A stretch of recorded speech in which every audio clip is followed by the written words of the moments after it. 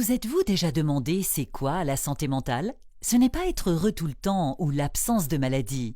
C'est être capable de penser, d'agir et de ressentir les choses de manière à profiter de la vie et à surmonter les difficultés. Nos humeurs, nos pensées et notre conception du bien-être évoluent avec nos expériences et nos conditions de vie. Plusieurs choses peuvent avoir un effet sur notre santé mentale de façon positive ou négative.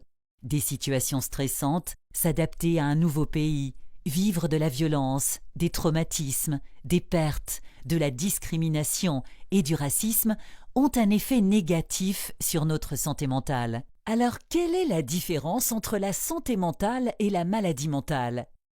Eh bien, la maladie mentale est diagnostiquée par un médecin comme d'autres maladies telles que le diabète. Et comme pour le diabète, les médicaments, le soutien et le counseling offerts par un professionnel de la santé peuvent aider les gens. La maladie mentale touche des personnes de tous âges et de toute culture, peu importe le sexe, le revenu ou le niveau de scolarité. À cause de mythes et de malentendus, certains croient que la maladie mentale est une faiblesse personnelle, une malédiction ou une punition de Dieu, ou est causée par les mauvais esprits. Elle engendre souvent des préjugés envers les gens, surtout s'ils semblent différents ou qu'on les traite de fous ou de dérangés. À cause de ces croyances négatives et mythes, une personne vivant avec une maladie mentale peut être maltraitée et stigmatisée. Mais c'est quoi la stigmatisation? La stigmatisation est un ensemble de croyances, d'attitudes et de comportements négatifs envers un groupe de personnes. La stigmatisation est présente dans toutes les communautés. Celle-ci peut causer beaucoup de mal et elle a des effets négatifs sur le travail, l'éducation, la famille et le mariage des gens vivant avec une maladie mentale et leur famille. La stigmatisation peut empêcher les gens d'être acceptés par leur famille, amis, communauté, et peut aussi les empêcher d'aller chercher l'aide dont ils ont besoin. Quand les personnes vivant avec une maladie mentale sont soutenues et reçoivent l'aide dont elles ont besoin, elles peuvent avoir une bonne santé mentale. Regardons un exemple. Voici May. Sa famille est arrivée au Canada quand elle avait 10 ans. Dernièrement, elle est triste et ne tire aucune joie des choses qu'elle aimait avant. Les attentes élevées que ses parents et ses professeurs ont envers elle la stressent. Elle a du mal à passer d'une culture à l'autre à la maison, à l'école et au travail, et ne sent pas que sa famille comprend ce qu'elle vit. Heureusement, May est proche de sa tante Hong, qui remarque ces changements et lui demande comment elle va. Elle est rassurée de savoir qu'elle a quelqu'un à qui parler.